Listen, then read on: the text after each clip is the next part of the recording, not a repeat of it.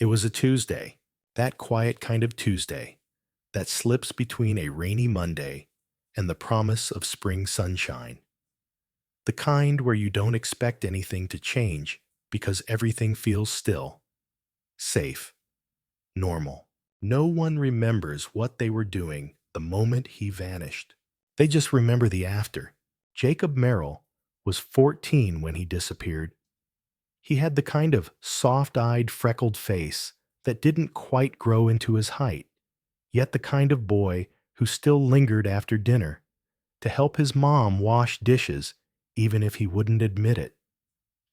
His dog Samson was a shaggy golden retriever with a limp on his back right leg and a bark that sounded more like a yawn. They went on walks every evening at the same time, 6:15 sharp. And then one night, only Samson came back, but not the leash. That was the first thing his mother noticed. Not the time. Not the silence. Not even that Jacob had missed dinner. It was the leash. The front door was wide open. Samson, panting and muddy, lay at the threshold like a soldier returning from battle collar intact tongue, lolling paws, shaking.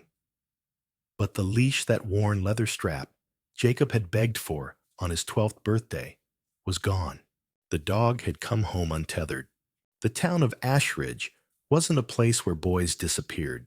It was the kind of place where people left their doors unlocked and waved at passing cars like they knew every face behind the windshield. The kind of place where kids played flashlight tag until their legs ached, and where a missing child felt like a punch to the lungs. When Jacob didn't return that night, they hoped that he'd wandered off. Maybe he'd stopped by the gas station to grab a soda. Maybe he'd gotten distracted by a friend's house, lost track of time. Maybe. But by midnight, no one believed in maybe anymore. The search began before the sun came up. Neighbors with flashlights and flannel jackets, parents in sweatpants, deputies walking the banks of the creek, calling his name like it could echo him back to life. Nothing. 20 years passed. His parents moved out of the old house. His friends grew up, had kids of their own, stopped talking about him, except when it rained. Samson died in his sleep 5 years later, curled up by the radiator like he was waiting for footsteps that never came. The Merrill family didn't hold a funeral. There was nothing to bury, just the open question of what happened. Until one morning, in a town 3 hours south, a woman named Denise Carter stepped out onto her porch with a cup of coffee and noticed something lying in her backyard. A leather leash, worn, cracked.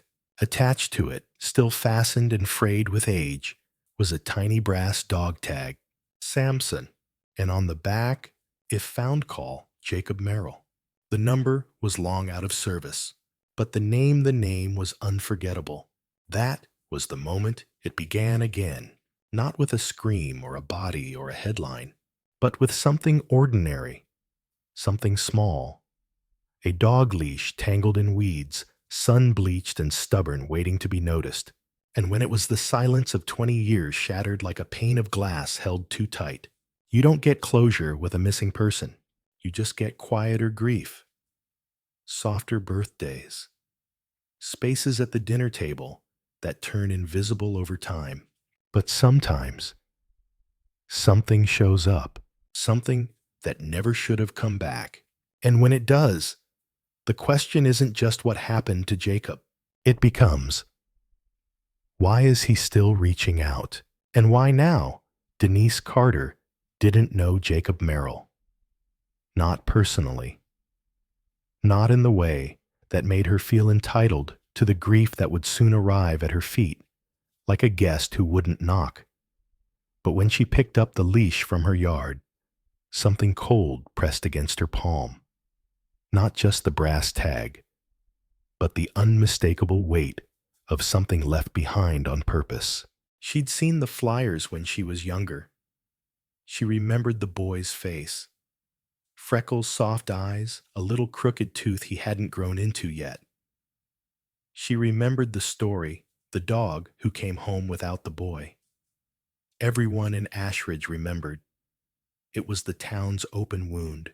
And now, 2 decades later, that leash had traveled.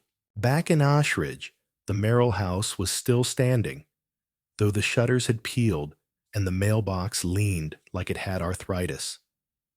A for sale sign had been planted and pulled so many times that the grass beneath it grew in a different color. But the porch light, it still turned on every night at 6:15, out of habit, out of ritual, out of stubborn love. Jacob's mother, Helen, refused to move the timer. It's for him, she used to say, in case he ever finds his way back. When the sheriff called to ask if she still lived at the same number, she already knew something had changed. His voice didn't sound official. It sounded careful, like he was carrying glass. She held the leash in her hands like it was a living thing. The tag was rusted, but legible. The leather weather-worn, but still recognizable. She touched the teeth marks along the strap, knowing without looking that they were Samson's. She'd stitched that leash herself after Jacob insisted the store-bought ones were too stiff. It was his? No question. Her son had touched this, and someone had kept it.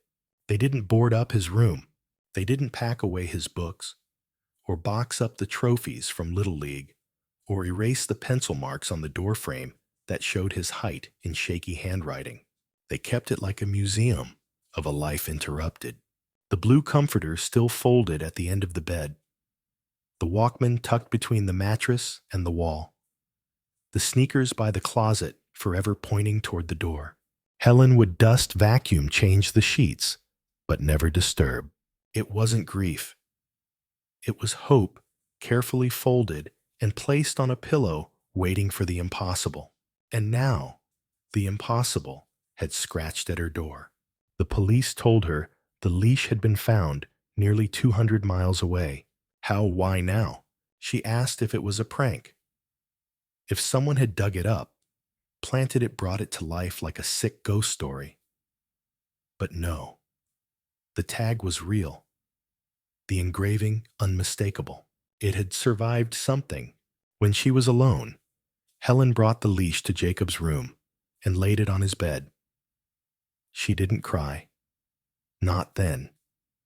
Not until she reached up to turn on his desk lamp and realized the bulb had burned out years ago, and she'd never bothered to replace it. Grief doesn't rot. It freezes, and when it thaws, even for a second, it floods.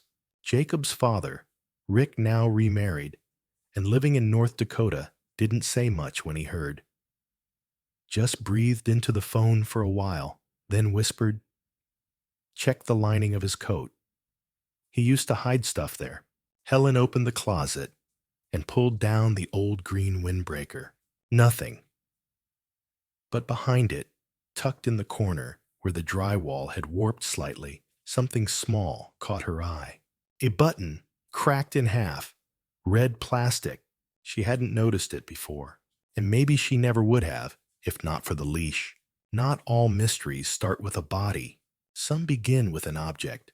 And some objects, like leashes, buttons, or porch lights, don't just tell us someone is missing. They tell us they were never truly gone. Helen didn't remember the jacket having a red button.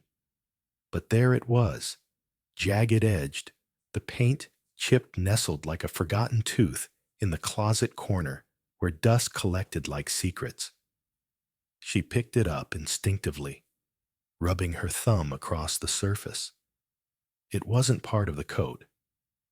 That much she was certain of. Jacob didn't wear red, not on his clothes, not on his shoes, not even on Halloween, but someone else might have. And suddenly, that single cracked button felt heavier than the leash.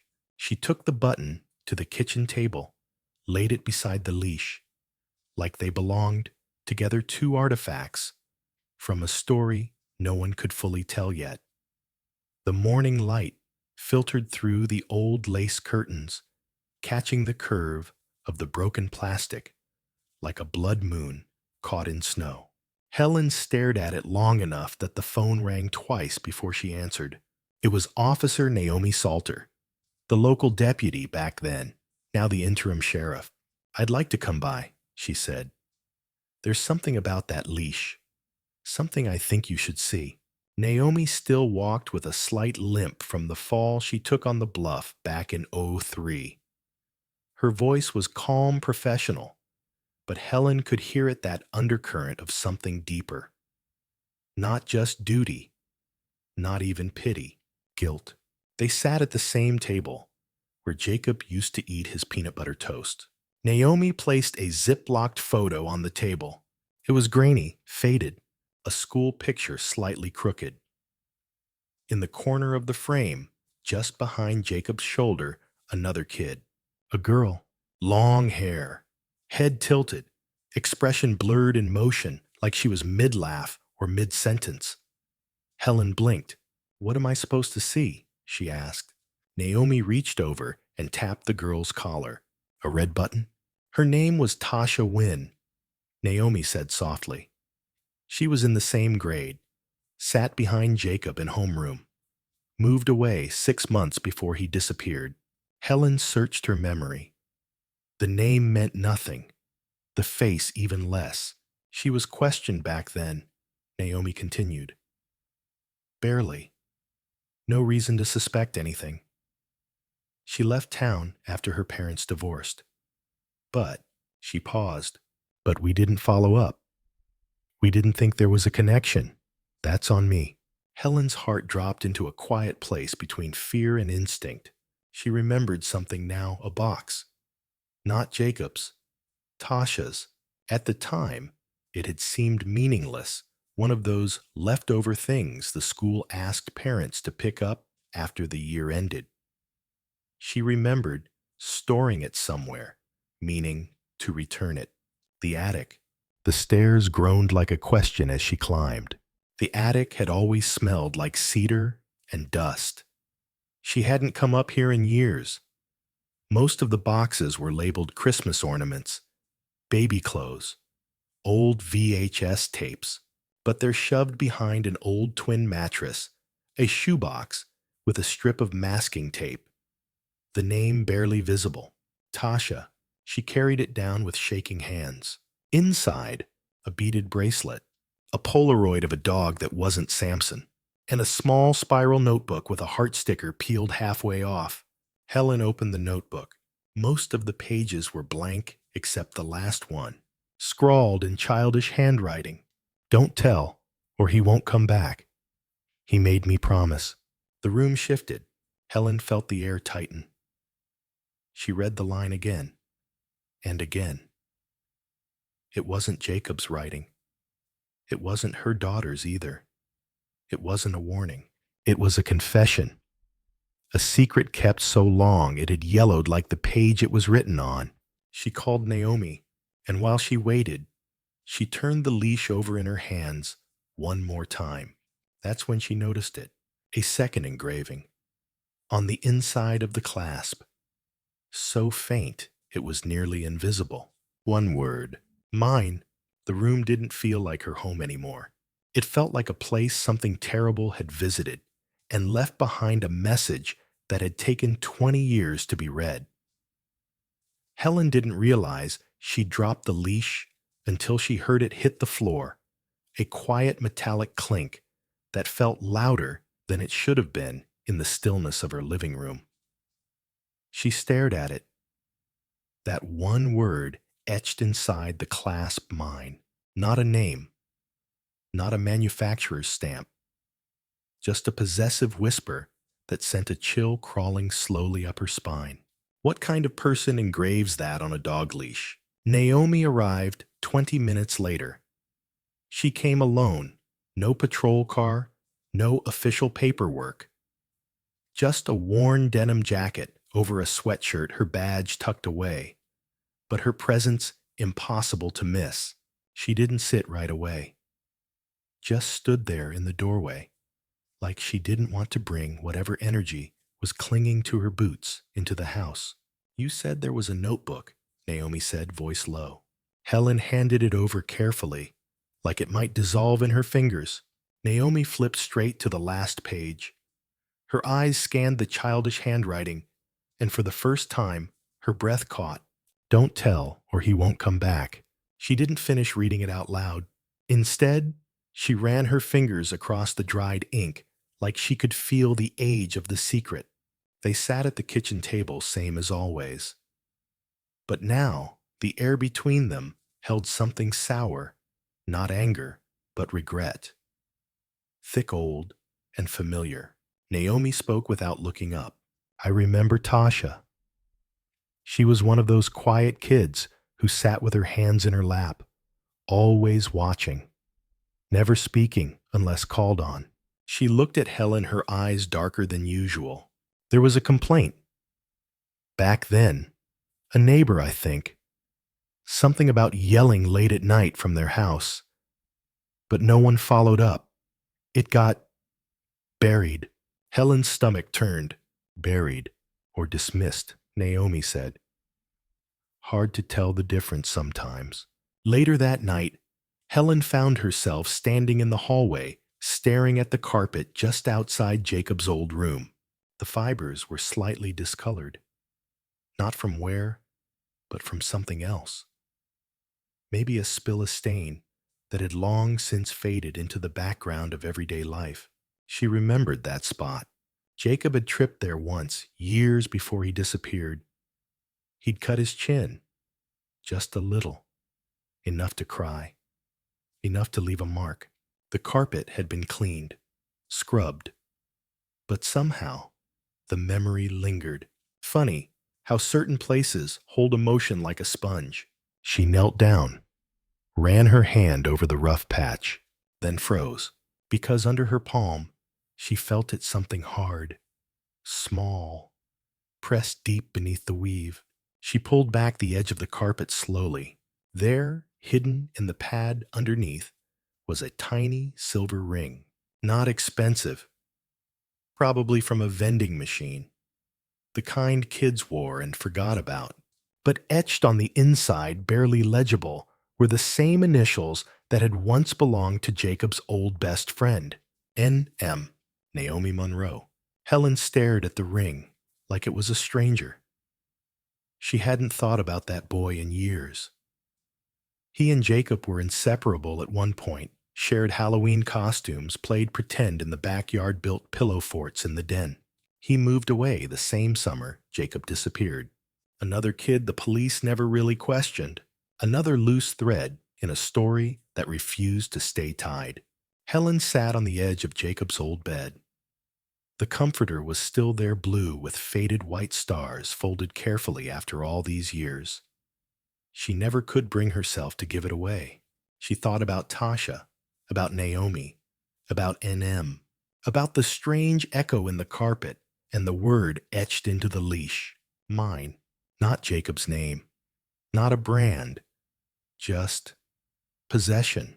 And suddenly it wasn't just a mystery anymore. It was a pattern. Someone had wanted Jacob, and someone had kept something of his. That night, sleep didn't come easy. Helen dreamt of red buttons, silver rings, and small voices whispering from behind closet doors. And when she woke up, the hallway outside Jacob's room felt colder than it had in years, as if someone had just walked through. By morning, Helen could no longer ignore the feeling in her chest, a tight, dragging sensation, like her ribs were holding something in they no longer had the strength to carry. She stood in front of the bathroom mirror, toothbrush, limp in hand, staring not at her face, but at the hallway behind her, just over her shoulder, just past the edge of the reflection, waiting for something to appear. But it didn't. The house was silent but not still. Old homes carry echoes, not just of sound, but of tension, of grief, of things not said aloud. She went downstairs without breakfast. Naomi had said she'd come by around 10. Helen had things to find before then. She started with the basement. The key to the basement door was still taped under the top drawer in the kitchen. Same spot her husband used to hide it. That spot no one else knew about except Jacob. The lock creaked. The door groaned, and the air that met her face was damp and stale. The light bulb above the stairs flickered once then held. Barely. She descended slowly, each step its own small betrayal. It smelled like rust and forgotten things. The basement was a narrow crawl of memories. Boxes stacked high. Old furniture draped in yellowed sheets. A broken lamp, leaning like it had given up on the corner years ago. But it was the back wall that caught her eye. The wood paneling had always looked strange. They're slightly newer, slightly off in color. Her husband had redone it after Jacob vanished. Said it was to seal up drafts. She hadn't questioned it then. Everything was falling apart. The wind in the house was the least of their worries. Now it felt like a confession hidden in plain sight. She pulled at the edge of the panel. Nothing moved, but the floor. The floor creaked differently beneath her feet. She pressed down with her heel. Hollow, she ran back upstairs and grabbed a screwdriver. It took effort. The boards had been nailed tight. But after a few strained pulls and chipped nails, it popped loose. Behind the wall was a shallow space maybe 2 feet deep. Not large enough for a person, but just enough for hiding things someone didn't want found. Inside, a shoebox taped shut, a broken picture frame, a blue notebook with stickers half peeled, and one Polaroid. Helen's hands shook as she reached for the photo first. It was Jacob, maybe age 10, standing in the backyard in his pajamas, holding a leash. The dog Maisie wasn't looking at the camera. She was staring off toward the trees, tail stiff, ears back. The photo was dated handwritten on the back, July 2nd, Frpr, 4:47 a.m. She didn't remember this photo being taken. She flipped open the notebook. The handwriting was unmistakable Jacob's. Younger, choppy lettering with uneven lines. Maisie started barking at the woods again. Same spot as yesterday. I told Dad, but he said it was squirrels. I think she hears something else. Sometimes she growls. I asked if I could sleep with her in the yard. He said no. Last night, I dreamed someone was in the treehouse. Not like a person, though. Like a shadow standing up. I think it's watching us. Helen closed the notebook slowly, like sealing a tomb. She hadn't even remembered they had a treehouse. It had been torn down years ago after the wood rotted. She barely remembered when. Naomi arrived exactly at 10. She found Helen sitting at the kitchen table, hands folded the box, and its contents arranged carefully, like evidence in a trial. Naomi didn't speak at first, just looked at the notebook, the photo, the leash, and then finally the ring Helen had unearthed from under the carpet. When she picked up the Polaroid, her brow furrowed. That timestamp, she said. July 6th. That's 2 days before Jacob disappeared. She flipped it over. 4:47 a.m. That's specific. Helen nodded. I didn't take it. I swear I never saw this picture in my life. Naomi studied her. I believe you, she said softly. And for the first time, Helen felt the crushing weight of not being doubted. And somehow, that made the tears come faster than any accusation ever had. That night, Helen stood outside in the backyard. The wind was moving through the trees like it had somewhere to be. The spot where the old tree house once stood was just a stump now, overgrown with ivy. Forgotten, she knelt down near it, pushed her fingers into the dirt. The earth was soft here, recently disturbed. She stared at the soil. Somewhere behind her, Maisie would have growled. The next morning was overcast. That kind of gray where even the sun seemed like it didn't want to rise. The air was thick quiet. Naomi was already waiting at the porch, with a thermos of coffee and an old tote bag full of gloves, a small spade, and a flashlight. Helen opened the door before she could knock. They didn't say much, just nodded to each other. A silent agreement today was the day. The backyard felt different now, more alive and not in a good way, as if the ground itself remembered too much. Naomi moved toward the tree stump with purpose, brushing aside overgrowth, scraping her heel across the exposed root. "This is where the soil was loose?" she asked. Helen nodded. "Just there, a few inches from the root." It didn't feel right. Naomi dropped to her knees and began digging gently with the spade. Helen knelt beside her, tugging tufts of moss and weeds with bare hands. Earth broke apart too easily, like someone had been here not long ago.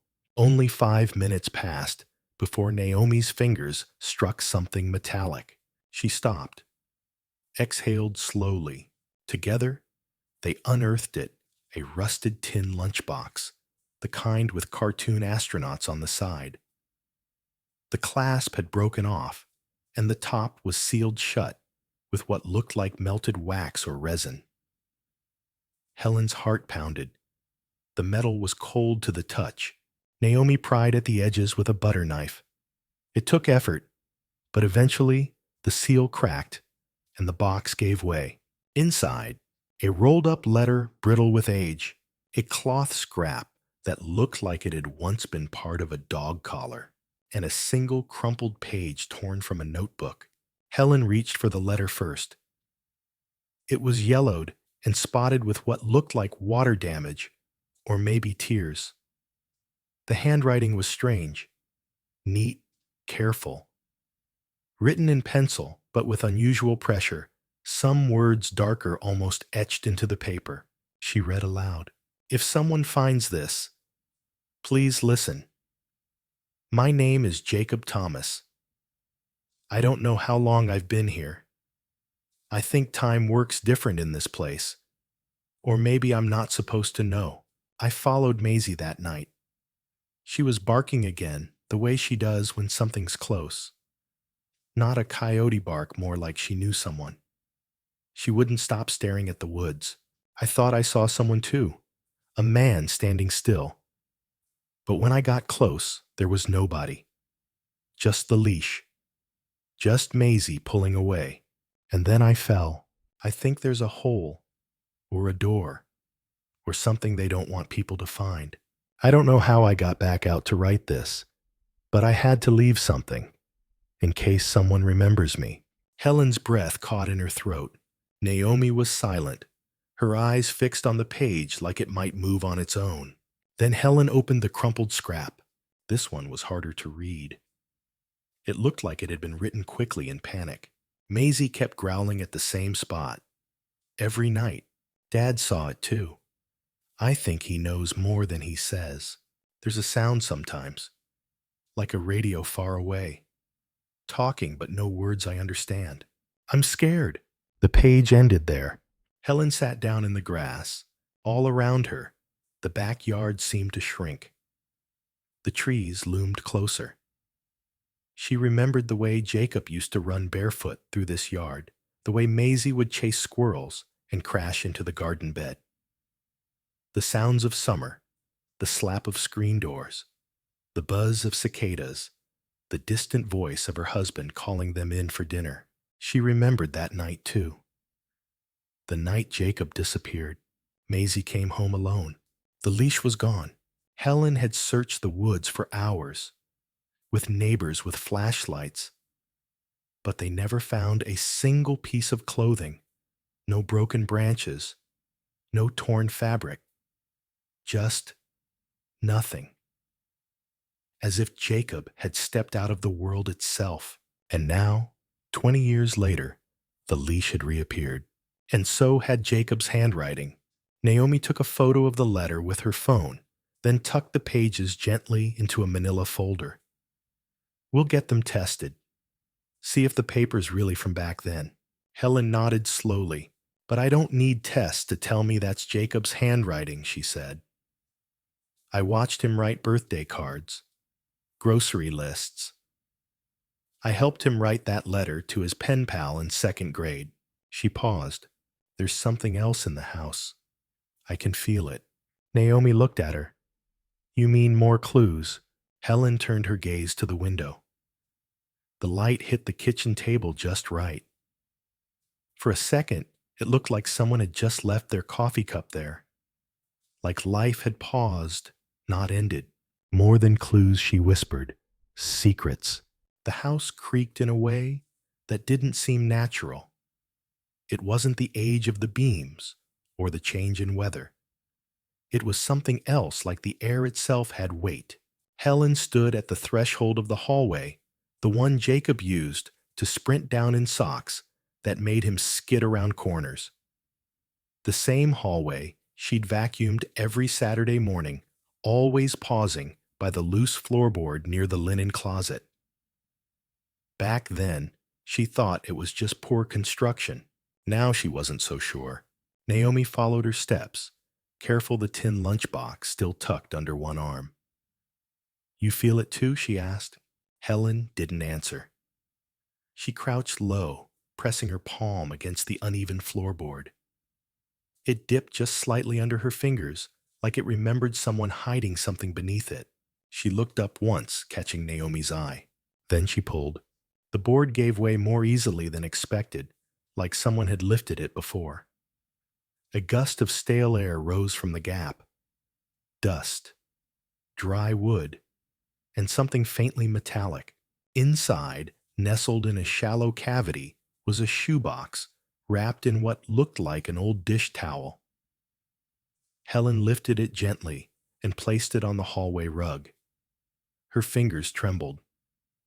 She hadn't opened a box like this since Jacob's things were packed away years ago, untouched since. The towel had initials stitched into the corner JT. Helen looked away for a moment. Naomi peeled back the fabric. Inside were three things. A cassette tape, its label faded and scratched. All it said in pencil was Forest. A folded map, not store-bought, but hand-drawn. Ink lines marked trails through the woods behind the house, some labeled with dates, and a child's bracelet, plastic beads spelling Jacob, with one red heart in the center. Helen reached for the bracelet first. The plastic was dulled with time, the string slightly stretched. She ran her thumb over the beads, remembering the day Jacob had made it at a birthday party, how he wore it for weeks afterward like it was treasure. Naomi picked up the tape. Do you still have a player? Helen blinked, then nodded. There's one in the basement. I never got rid of it. I just couldn't. They made their way downstairs slowly. The old house groaned with every step. The air got colder, heavier, as if they were descending not just beneath the house, but deeper into something else entirely. Memory. Guilt. The unknown. The cassette player sat on a low shelf in the storage room beside a box of Jacob's school projects and an unopened pack of Christmas lights from 2004. Helen wiped dust from the player and clicked it open. Naomi inserted the tape. The sound that emerged was soft at first, just static, the gentle hum of recording. Then faintly a voice. Testing. Okay. This is Jacob. If Mom finds this, I'm sorry. I didn't mean to sneak the recorder again. The voice was unmistakable. Helen clutched her chest. She felt like her ribs might break from the pressure. Maisie keeps going to the same spot, even when I don't call her. Like something's there. Last night, I thought I saw a light. In the woods. Not like a flashlight. It blinked like it was pulsing. I marked it on the map. If I go again, I want to remember. There was a pause. Then the faint rustle of leaves, birdsong, Jacob breathing into the mic. If you're hearing this, I might have gone to look again. Maybe I followed the wrong thing. Maybe it wasn't real. But I have to know. The tape cut out. Naomi didn't speak. Neither did Helen. The room felt suspended in time like the walls were listening. Helen stepped back, sinking onto a dusty plastic storage bin. Her hands trembled in her lap. He wasn't running away, she said, voice barely a whisper. He wasn't wandering. He was following something. Naomi nodded slowly. And whatever it was, it's not finished. Helen looked at her. Naomi continued, if someone planted that leash 20 years later, they want you to look again. That night, Helen sat by Jacob's old desk, the tape rewound and resting beside her. She stared at the map tracing the trails with a magnifying glass. The marks weren't random. They were dates stretching across weeks. Jacob had gone out more than once. One spot was circled twice. A bend in the trail just behind the quarry. The same quarry where the dog leash had been found 2 weeks ago, coiled on the lawn of a house that wasn't even built back then.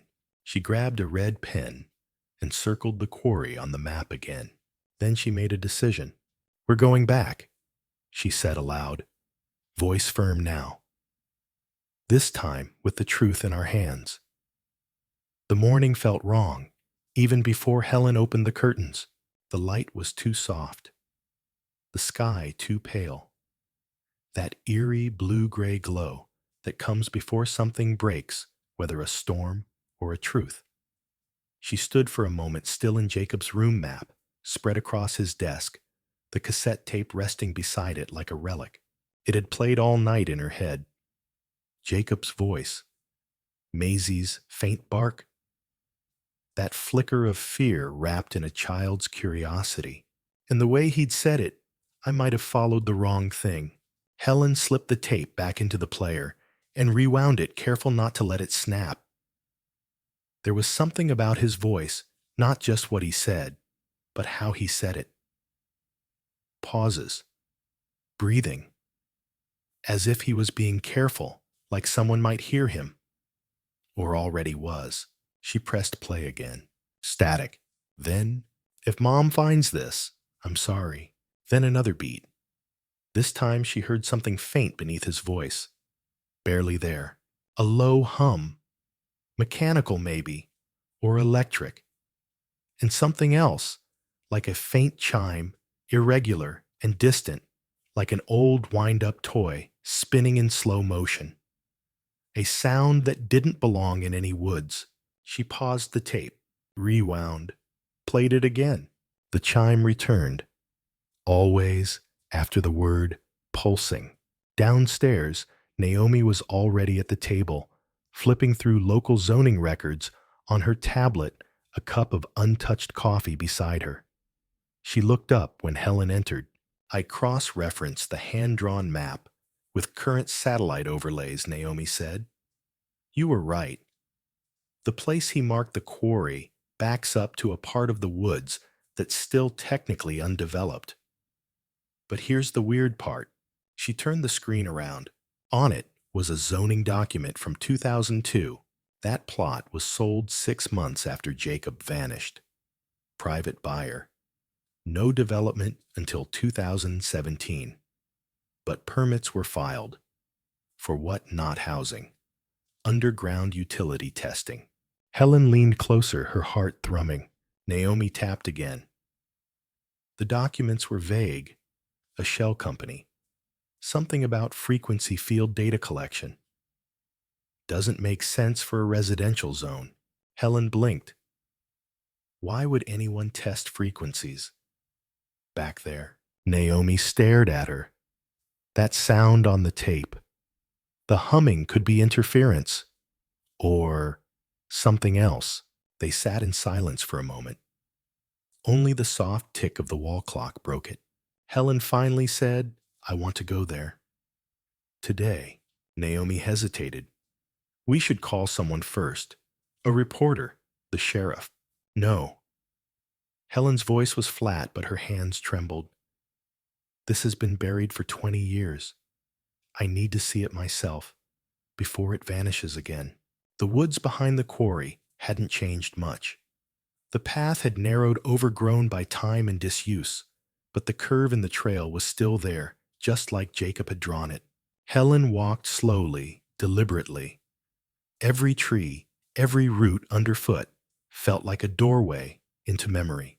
Naomi trailed behind her, glancing down at the laminated map. There, that clearing. See how it flattens out. They stepped into it, a circle of trampled earth still worn smooth despite the years. Almost like someone still walked it. In the center, a large flat stone jutted out from the earth, weathered by decades. Helen approached it. A feeling prickled at her skin. Not quite fear, not quite familiarity, just something deeply wrong. Then she saw it, carved faintly into the stone. Letters, a child's scrawl. JT, 2004. Naomi dropped to her knees, brushing away more dirt. There's something under. She paused. Embedded beneath the stone, wedged into a crack, barely visible unless you knew where to look, was a piece of plastic. Clear, rectangular. Another cassette tape. Naomi pulled it free, careful not to break it. It was unlabeled, just faintly scratched. But the strangest part, it was warm. Helen touched it. How? Naomi shook her head. It shouldn't be. Not after all this time. Not underground. They looked at each other. Then Helen spoke, her voice quiet but steady. Let's go back. Play it. This time I think he wanted us to. They sat side by side in the basement again, dim light flickering from the overhead bulb like the room itself was holding its breath. Helen pressed play. The static came first. Then a thud, like footsteps. Jacob's voice, closer this time, almost whispering, "If you find this, don't come alone." It watches. It mimics. It waits. Then silence. A minute passed. Then a sound that chilled both women to the core. Not a voice. Not Jacob. But something trying to sound like him. Warped. Echoing. Mechanical. "Mommy, I saw the blinking. Come see." Helen recoiled. That's not him. Naomi shut the player off, hand shaking. The room plunged into silence again. But something had changed. From upstairs, faint as breath, came the sound of a soft, mechanical chime, just like the one on the tape. Slow. Crooked. Twisting in the air like a broken lullaby. Helen stood slowly. Naomi followed. They moved toward the stairs, every creak now louder, every breath now heavier. Whatever Jacob had followed into those woods, it had followed something back. The basement door groaned open like it hadn't been used in years. Sarah paused on the threshold, one hand braced against the wall, the other holding her breath. The flashlight trembled slightly in her grasp. It wasn't the dark that unsettled her. It was the feeling that the air down there hadn't moved since the day her brother vanished. Her sneakers creaked against the top stair. Below, the silence felt thicker than shadow, like grief made tangible. She descended one step at a time, each creak echoing in the narrow stairwell. The light flickered across exposed stone wood beams, straining with the weight of 2 decades. She reached the bottom. The room smelled of mildew and rust and something else. Old dog fur, mold memory. She swept the beam across the floor. Dust floated like smoke. There were storage boxes, old newspapers, a long forgotten tricycle with one bent wheel, a space heater, and a rug just slightly crooked, the one their father always told them not to touch. Her heart stuttered. She hadn't thought about that rug in years, but now it looked wrong. It wasn't the crookedness. It was how clean the edges were compared to the grime caking everything else. Something had disturbed it. She knelt. Her fingers hesitated at the fringe. Then she pulled. The rug slid aside like a curtain. Beneath it, a warped floorboard ran perpendicular to the rest, the only one, with a small nail hook at the end. She stared. She remembered this. Vaguely.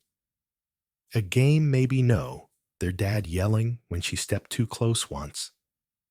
Don't ever go snooping down here. It's dangerous. But now, in the sharp clarity of that single beam of light, she saw the dust around the hook had been cleared away. Recently, she reached for it. The board resisted at first. Then with a soft creak and a burst of musty air, it lifted. Inside a cavity, rough walls, dust, something metal. Her fingers hovered, then grasped the edge of a plastic bag. She pulled it free. Inside was a small dog collar, red, worn, the tag still attached. Her breath caught. It said, Max, if found, please call. And the number was theirs. The collar her brother had clipped onto their dog the day he vanished. The dog that never came back. She clutched it to her chest, gasping. Then the light flickered again. Footsteps creaked above her. Slow, deliberate. She froze. Turned off the flashlight. Silence. The old pipes groaned in the walls like they were holding secrets. The footsteps stopped. Sarah stood in the dark, heart pounding in her ears. Whoever was up there, if they were up there, they weren't moving anymore. Maybe they knew she was down here. Maybe they were waiting. She put the collar in her pocket, gently lowered the board, and backed away from the cavity. Another step on the floor above, then a whisper. She couldn't hear the words, just breath moving through the cracks. She turned the flashlight back on. A mistake. The beam caught the mirror on the far side of the basement, and in it, reflected, was a figure at the top of the stairs, watching, but only for a second. Then the door creaked shut again, slow and quiet, like a stage curtain. Sarah didn't scream. She couldn't.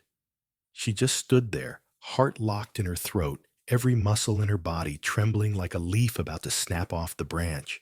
The basement felt colder now. She whispered her brother's name. Eli. The dark didn't answer. Only the faint rhythmic drip of a pipe.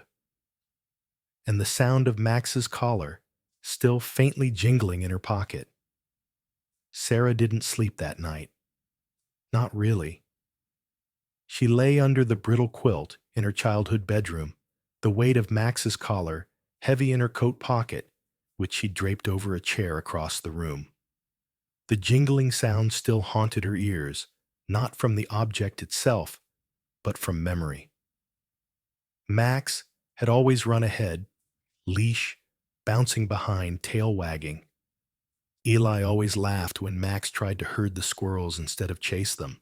That sound, it used to mean joy. Now it meant something else. She stared at the ceiling until pale gray morning leaked into the room. When she finally rose, her legs trembled not from fear, but from the weight of what she still hadn't told anyone.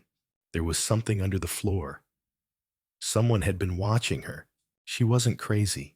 She just didn't know where to start.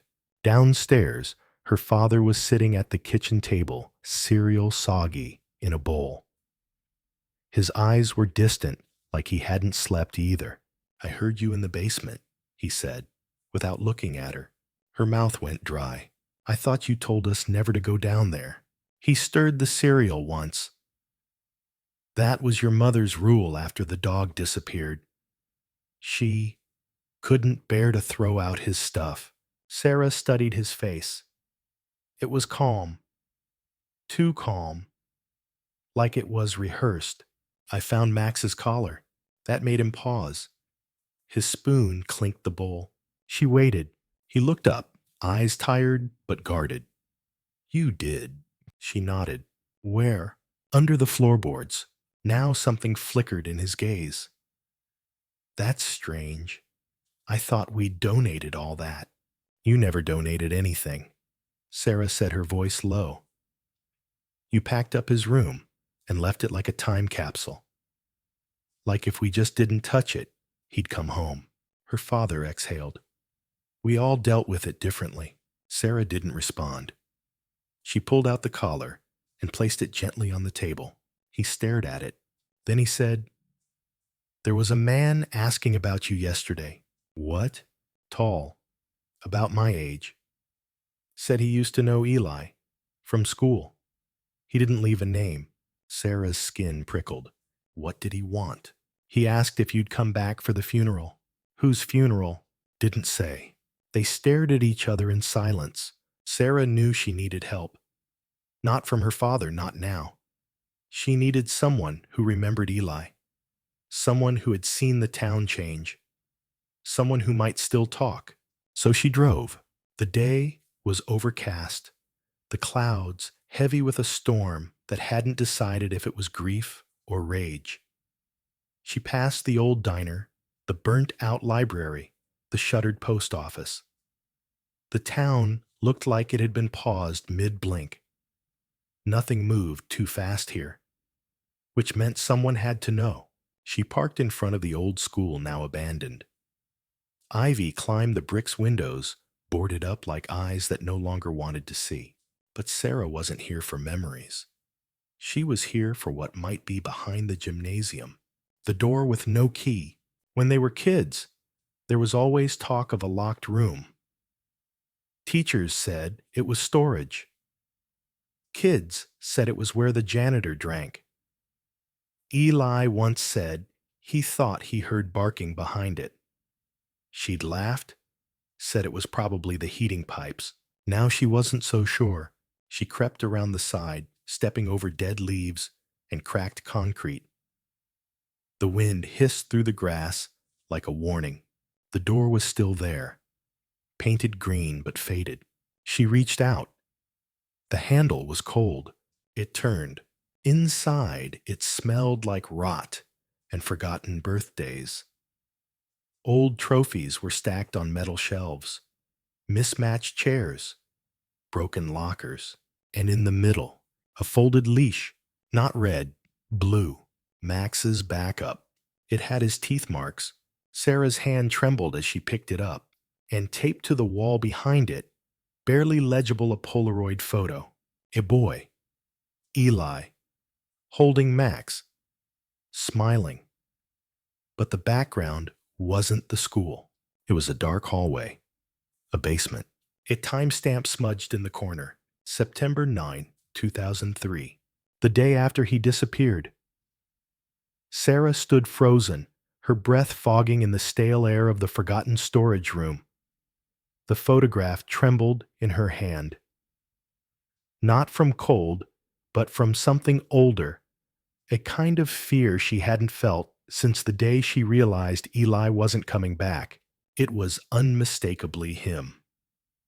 The crooked smile, the lopsided hair, the way he always squinted a little in pictures, like he couldn't quite trust the light. And Mac's tail-wagging leash looped through Eli's hand looked just the same. But this wasn't a photo taken before he disappeared.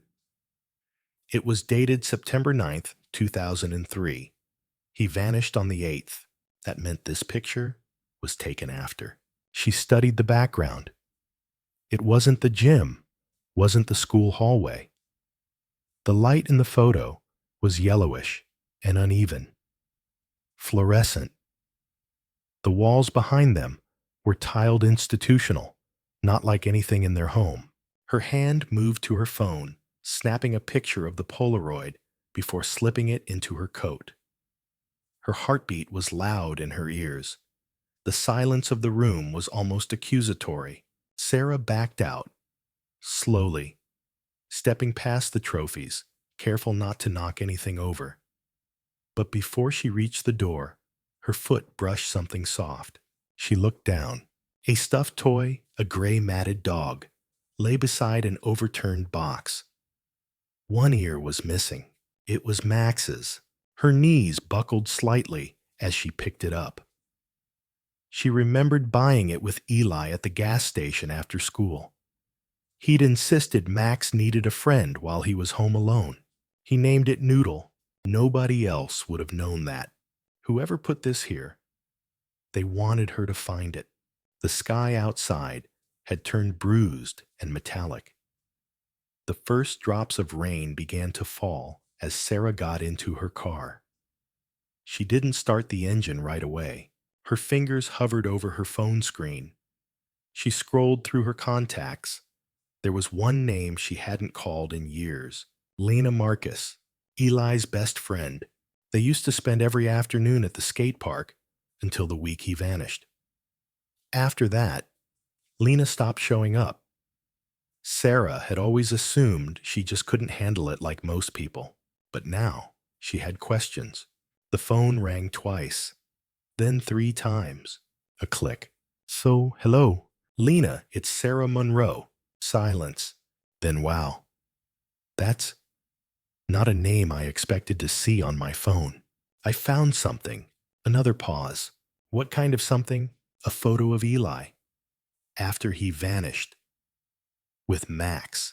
Now there was breathing. Shaky. You're sure it's after? There's a timestamp.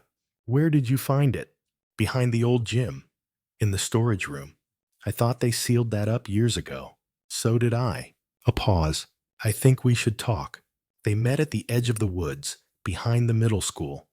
It had started to drizzle, just enough to make the leaves look slick, and the air feel colder than it was.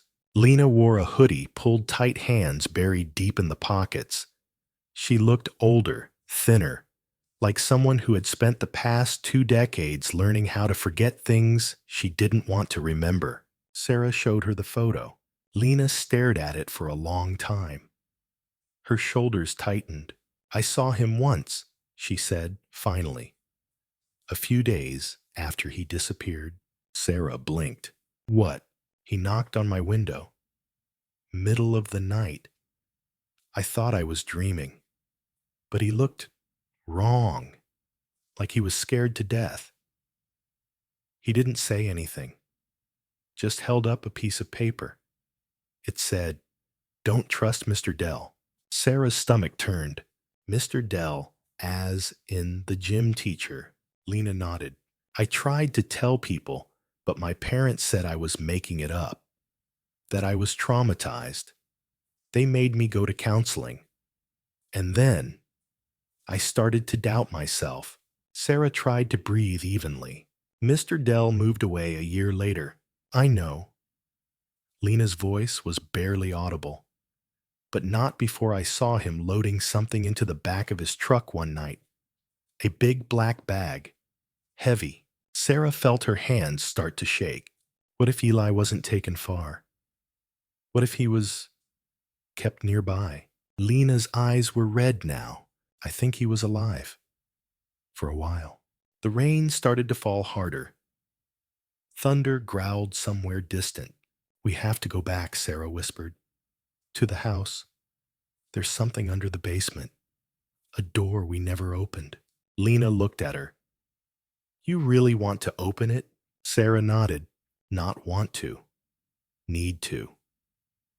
The house on Glenwood Lane hadn't changed in 2 decades, not in any of the ways that mattered. The front porch still sagged slightly under its own weight.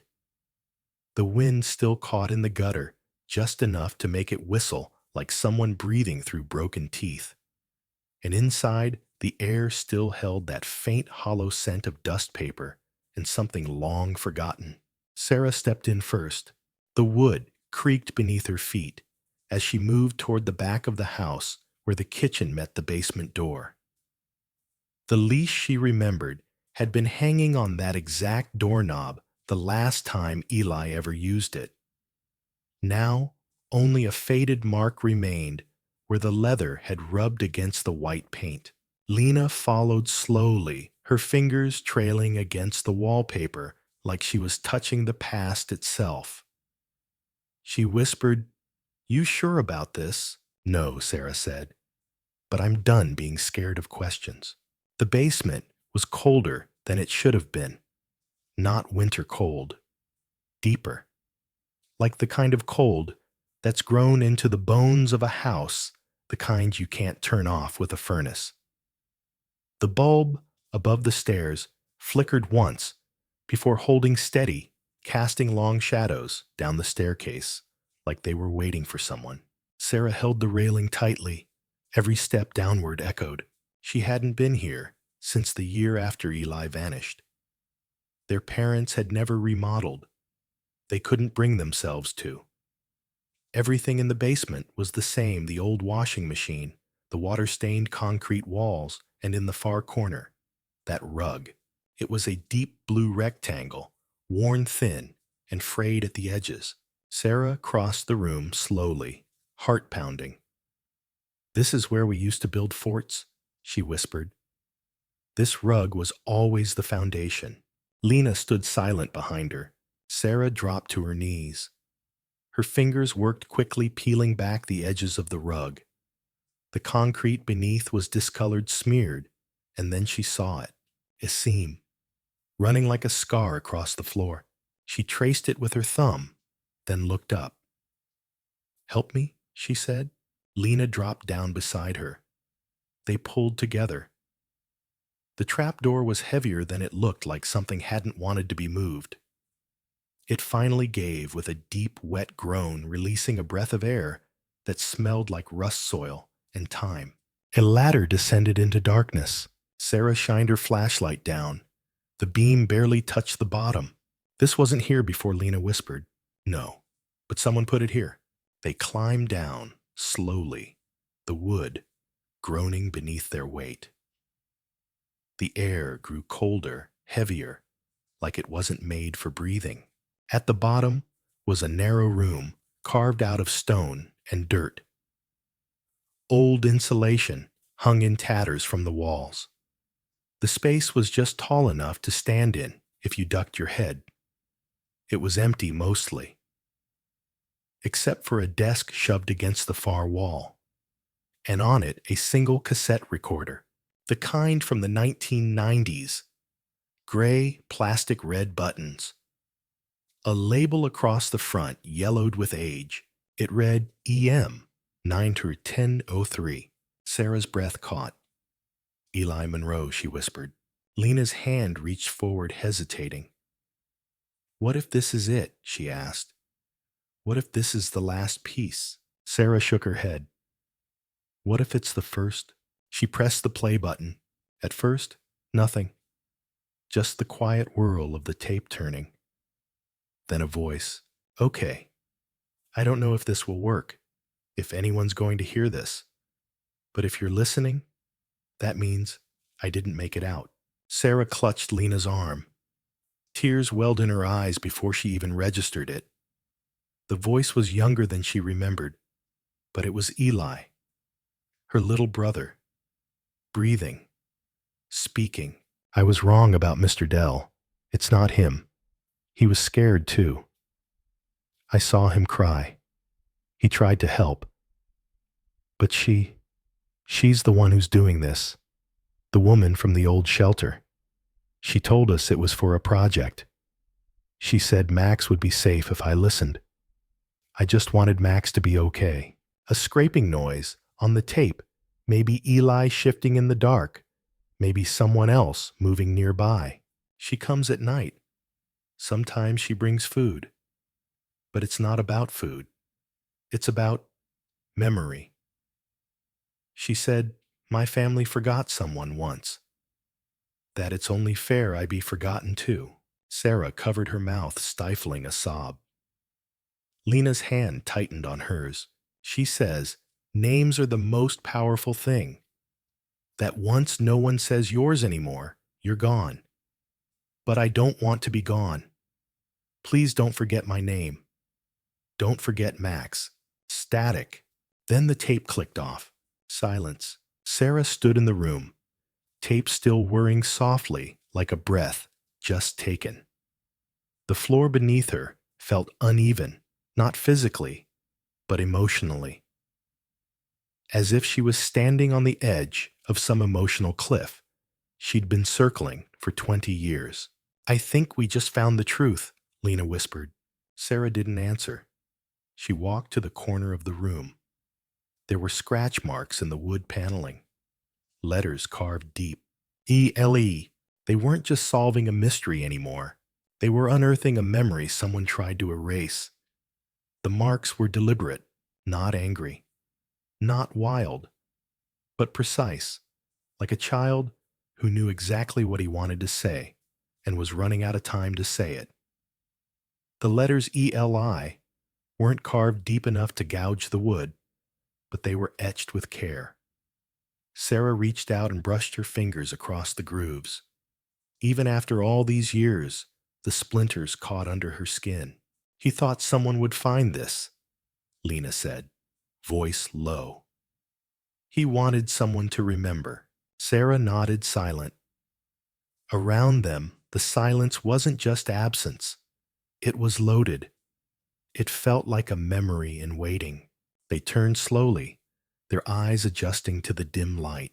There were more marks. Along the bottom of the wall, just above, where the concrete met the wood, small symbols had been carved, slashes, shapes, uneven lines that formed a pattern. Like a child, counting days, or nights, or visitors, Sarah whispered. "How long was he down here?" Lena didn't answer. She didn't have to. They climbed back up the ladder like sleepwalkers. The cassette still played in their heads, every word pressing on their lungs. Eli's voice was so clear, too clear.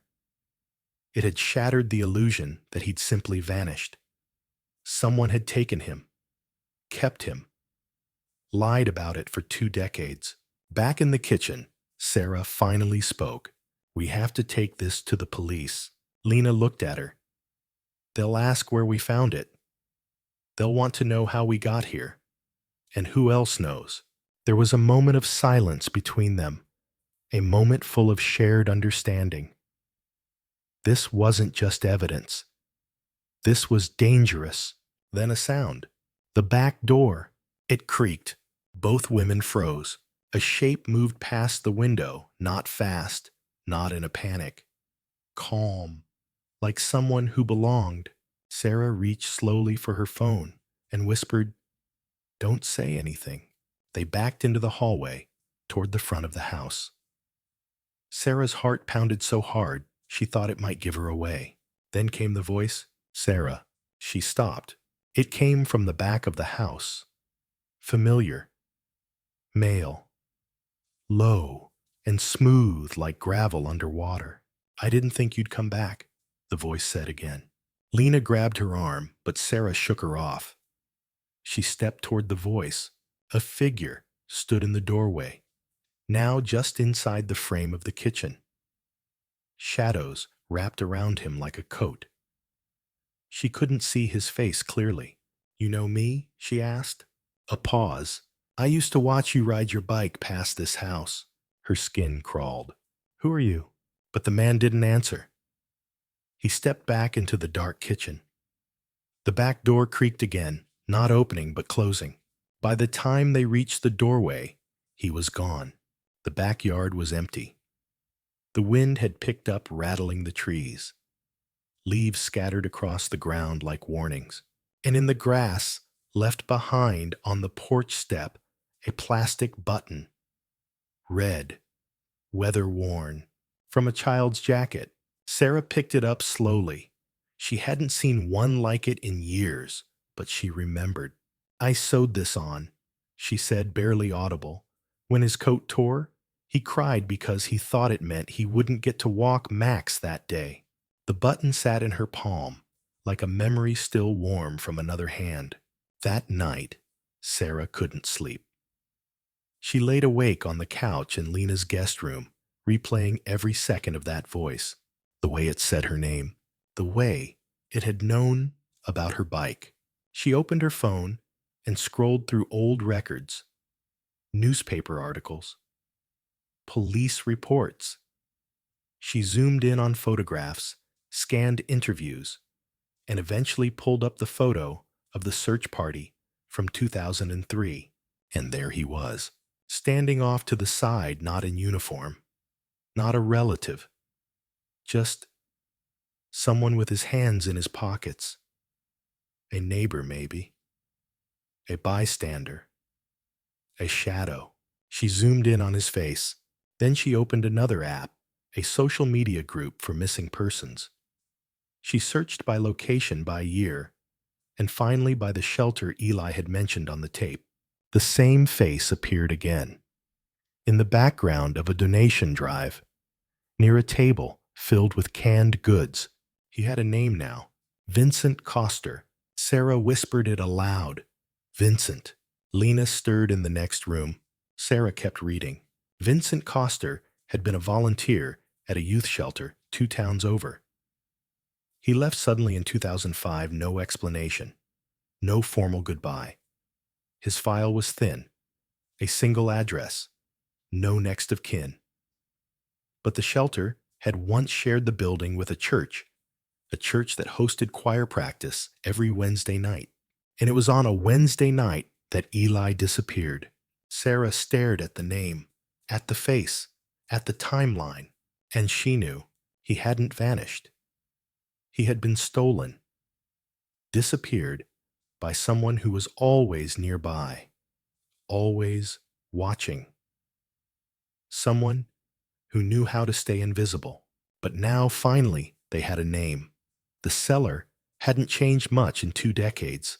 The air was still thick, heavier than it should have been, like grief had settled in the corners and refused to leave.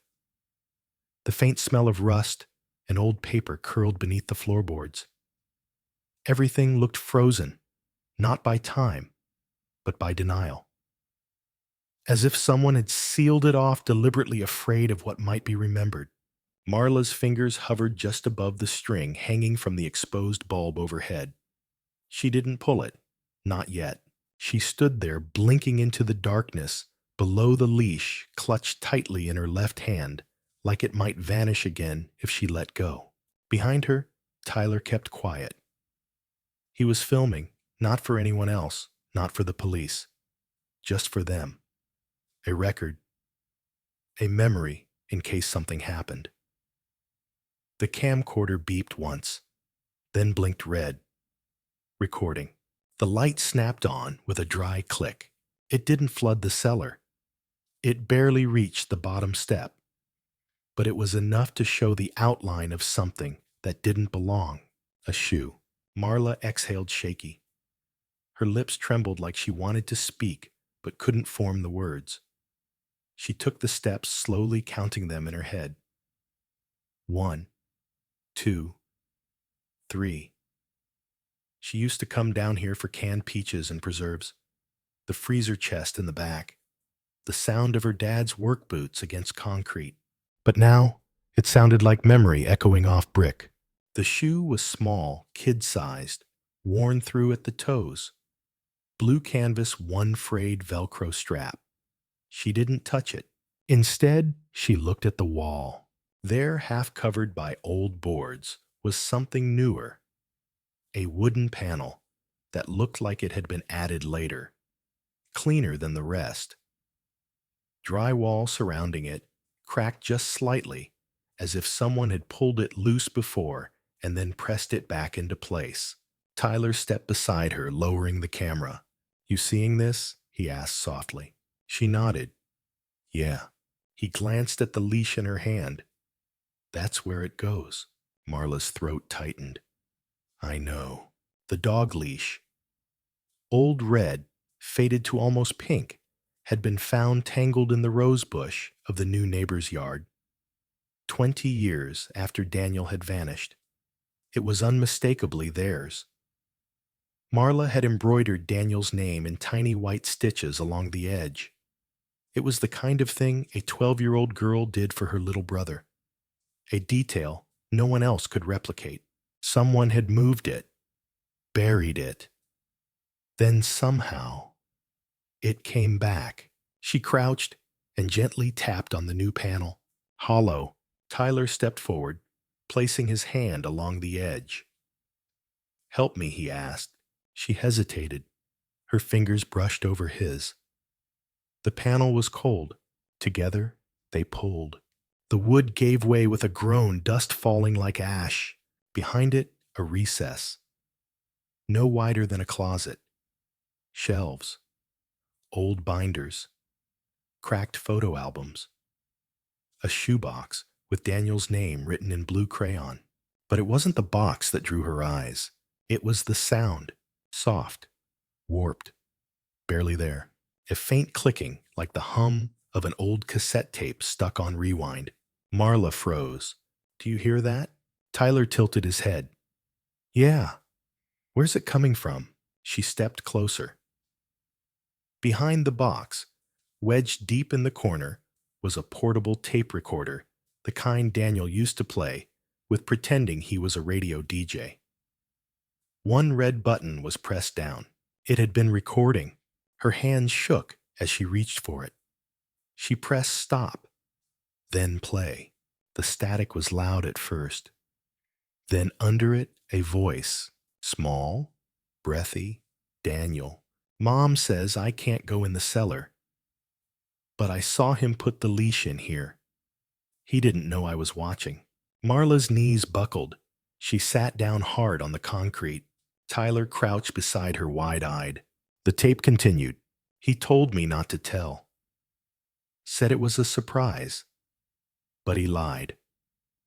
I saw the hole in the wall.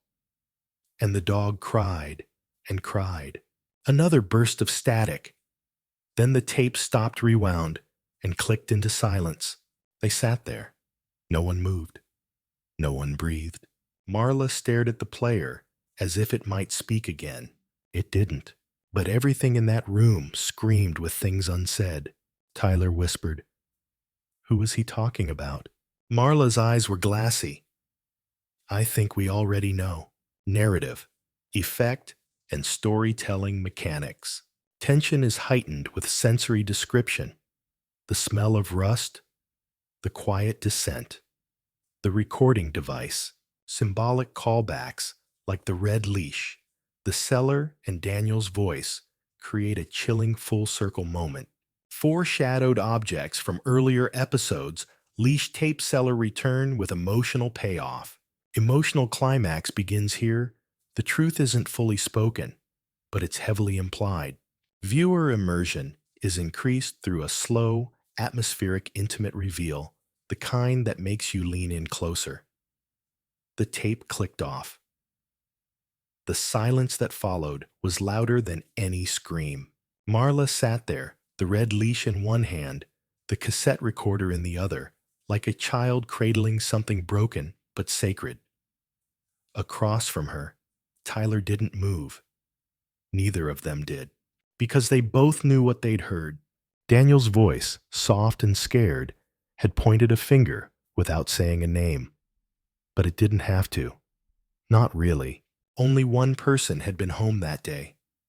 Only one person ever told Daniel not to go in the basement. Only one person had borrowed the leash to walk him real quick while Marla was upstairs. Marla's mouth was dry. "We need to go." Tyler nodded slowly. "Yeah." Back upstairs, the house didn't feel like home anymore. Everything seemed colder. Not physically, but spiritually. Like something in the walls had been dislodged by the truth. And now it hung in the air like a rotten scent. In the hallway, pictures of them, family vacations, birthday hats, Halloween costumes lined the walls. In each one, her father wore the same half smile. Not warm, just practiced. Like something he put on before the camera clicked. Marla looked at his face now and saw it differently. The stiffness in the jaw. The eyes that never really crinkled. She remembered how Daniel had started wetting the bed. How he'd suddenly become afraid of the dark. Afraid of barking dogs. Afraid of the sound the cellar door made when it creaked open. She remembered thinking it was just a phase. It wasn't. Marla stepped into the living room. Her mother was seated in her recliner knitting or pretending to. Her hands trembled too much for the needles to keep rhythm. She looked up. "Find anything?" Marla nodded. Yes. There was a long pause. Her mother exhaled like a sigh she'd been holding for years. "I always wondered." Marla blinked. "You wondered?" She shrugged. "But I never asked. I was afraid of the answer." Marla clenched her jaw. "You knew something. You had to." Her mother looked away. "He wasn't always like that." "No," Marla said, her voice sharp. "But he was like that when Daniel disappeared. And you still let him tuck me in afterward." She didn't wait for a reply. Upstairs, the hallway creaked beneath her feet. The master bedroom door was closed, but the sound inside was unmistakable drawers opening, something metallic being shifted. Tyler followed close behind, camera forgotten in his hands. Marla pushed the door open. Her father stood in front of the closet. The small metal safe, the one they used for passports and tax returns, sat open on the bed. In his hand, he held the original tape, the real one, not the copy they had found in the basement. Marla's voice was cold. "You went down there." He turned slowly, eyes tired. "I heard the recorder." She looked at the tape. "How long have you known it was still there?" He didn't answer. Tyler stepped forward. "We called the police. They're on their way." That was a lie for now, but it didn't matter. Her father looked between them. "You shouldn't have come back." Marla stared at him. "Why?" His voice cracked low and bitter. "Because the past can't be undone." The confrontation was quiet. No yelling, no violence, just heavy silence. Her father sat on the edge of the bed, tape in his lap, like a man defeated. He told them everything, not all at once, but in broken pieces. The walk that became an argument, the moment he lost control, the panic, the way Daniel's head hit the cement, how he wrapped the body in an old sleeping bag and buried it in the far corner of the cellar behind the insulation and shelving. "I didn't mean to," he whispered, as though that somehow changed anything. Marla didn't cry. Tyler didn't speak. They sat in that room together, like ghosts still tethered to a story unfinished.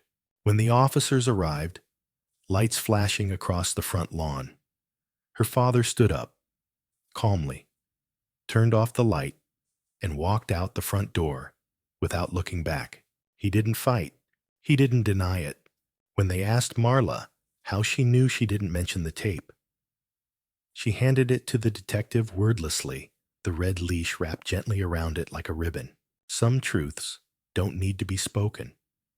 They're already sewn into the fabric of things. The police tape fluttered in the wind, a soft whisper against the trees that lined the backyard. It crisscrossed the cellar door, now bright yellow, against the faded gray of old wood and rust.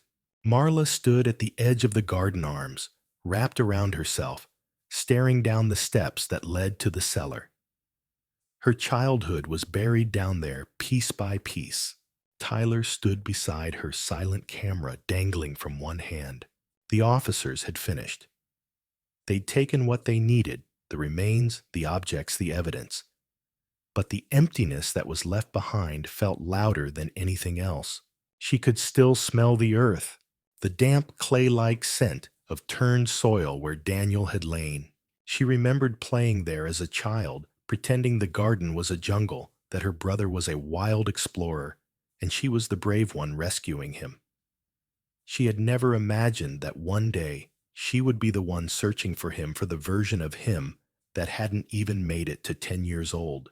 The detectives had asked the usual questions: timeline, behavior, suspicion, how she had come to find the tape, what led her back. She told them bits and pieces: the leash in the neighbor's yard, the old tape recorder, the smell in the cellar, the way her father's hands trembled when he thought no one noticed. But what she didn't say, couldn't say, was that it was always in her, the knowing. It had lived like a quiet tumor under her ribs for years. something she tried not to touch, not to feed, but it was there. Daniel's absence had never been just a mystery. It had been a fracture, something jagged and unfinished, a chord never resolved. And now that the final note had played, it echoed in her in a way that almost hurt more than the silence. They were allowed back into the house once the forensics team cleared out. It felt hollow, a shell. Tyler moved through the rooms, filming quietly, not for YouTube, not this time, but for her, for proof, for memory, for something real. Marla stepped into the hallway and touched the wall beneath the framed picture of the two of them, herself and Daniel Halloween, 1986. He was dressed as a cowboy. She was a ghost in a sheet with cut-out eyes. Her father had taken that picture. She wondered if he'd known even then. She walked to the linen closet, opened it. Everything still folded the way her mother used to fold. Precise. Crisp. Like she was folding feelings into corners. On the top shelf behind an old quilt was the shoebox. She didn't remember placing it there. Inside, a Polaroid. Daniel sitting on the porch steps with the family dog curled up beside him. He was holding the leash looped loosely in his hand, like he had all the time in the world. The picture was dated a week before he vanished. Under it, she found his handwriting on a wrinkled paper. "If I had a dog with wings, I'd fly to the moon." She smiled. Not with her mouth, but with the ache in her chest. That night, Marla didn't sleep in her old room. She took a blanket and lay on the living room couch. Instead, the leash on the coffee table coiled like a sleeping thing. Tyler sat in the recliner nearby, both of them, wrapped in the hush of late-night thoughts. "I used to think," she said quietly, "that maybe he ran away, that he got tired of everything, that maybe, just maybe, he found a better place." Tyler nodded but said nothing. "I think I believe that, because the alternative meant—" She stopped. "It meant I had lived in a lie." Tyler leaned forward. "But you came back." "Because I had to," she said. "Because the leash showed up. Because memory doesn't just fade, it waits." At dawn, she walked to the back garden alone. There was no more police tape. Just the quiet hum of morning, the dew on the grass, the way the sun caught in the treetops like gold on glass. She stood where the earth had been disturbed, a square of soil that had once been a secret, now turned and bare. She bent down, placed the Polaroid gently at the edge of the patch. Then she tied the leash into a knot. Not tight, not binding. Just enough. She left it there, not because she wanted to forget, but because she was finally ready to remember without flinching. It was late morning when Marla unlocked the front door of her family home for the final time.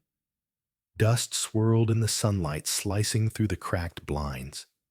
The house smelled of old wood and something sweeter now, maybe memory, maybe goodbye. Tyler waited by the porch, arms crossed against the wind. His camera was off. Today wasn't about recording. Today was just about witnessing. They had everything they needed. The case was closed now. The remains had been formally identified as Daniel's. The cause of death had been ruled accidental blunt force trauma to the head consistent with a fall. But the circumstances, though no longer criminal, were still painful. His body had been hidden, his story untold. And that absence, the silence that stretched across 2 decades, had scarred an entire family. But now Marla had something no police report could give her: truth. And maybe, just maybe, forgiveness. She walked slowly through each room, touching door frames, window sills, corners of countertops. Every surface held echoes. Ghosts that weren't frightening, but warm and worn in like old songs you couldn't quite remember the lyrics to, but still knew how they made you feel. She paused at the fireplace. Her father had loved that spot. He would sit there on stormy days with a crossword puzzle slippers, a skew coffee gone cold beside him. She saw it now, what she hadn't wanted to see before. He had lived with this guilt for 20 years. Maybe it had been an accident. Maybe Daniel had fallen. Maybe her father panicked. Maybe he buried the truth under the same weight that eventually crushed the man himself. But the details didn't matter anymore. Daniel was found. The silence was broken. The shadows had names now. Later that afternoon, Marla stood in the cemetery, her hand resting lightly on the new marker they'd placed beside their mother's. Daniel Thomas Monroe, 1979, 1989. Beloved son, forever young. The leash was tucked beneath the flowers, not because she wanted to forget him, but because she wanted the story to rest, to be honored, not reopened. Tyler stood nearby, giving her space. No one spoke. The breeze rustled the trees like pages turning. Somewhere in the distance, a dog barked. Marla smiled softly. She liked to think Daniel heard it. They drove home in quiet reflection. Tyler finally broke the silence. Are you going to stay here? Marla shook her head. No, I think this house belongs to memory now. He nodded. I'll keep some things, a few boxes, but not the weight. Tyler smiled. Good. She looked out the window. The town felt smaller somehow, less intimidating, less haunted, as if she had walked out of a fog and could finally see the road ahead. That night back in her apartment in Portland, Marla opened her laptop and started typing. The title, The Boy Who Disappeared, Walking His Dog, and the leash that came home. It wasn't for clicks. It wasn't even for closure. It was for him. She wrote the story as she had lived it, slow, true, and from the center of her chest. Not a mystery, not a horror, a memory, a brother's final walk, a family's long wait, a truth that wouldn't stay buried. As she finished the final paragraph, she wrote something she never thought she would. If someone you love disappears, don't just look in the usual places. Don't just wait for the police to find the pieces. Look inward, because sometimes memory itself is the leash. And it's been pulling you back for a reason. She hit save, closed the laptop, and breathed.